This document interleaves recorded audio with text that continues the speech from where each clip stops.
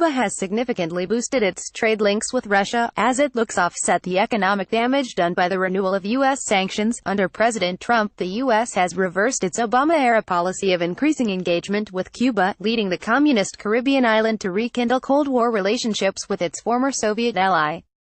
While its main trading partner remains China, the government in Havana is in the process of negotiating a series of new trade deals with Russian state companies. There has already been an 81% jump in Russian exports to the island this year alone. Last weekend, Igor Sechin, the head of Russian state oil company Rosneft, traveled to Havana to meet Cuban President Raúl Castro to discuss a possible new energy deal between the two countries. In May, Rosneft started shipping oil to Cuba for the first time since the Cold War, and, in a symbolic move, 300 new Russian-made Lada cars will be delivered to Cuba next month, replacing some of the decades-old Soviet vehicles that have dominated Cuba's streets for decades. Russia has also recently agreed to write off $35 billion in debt that Cuba owed from the Soviet era.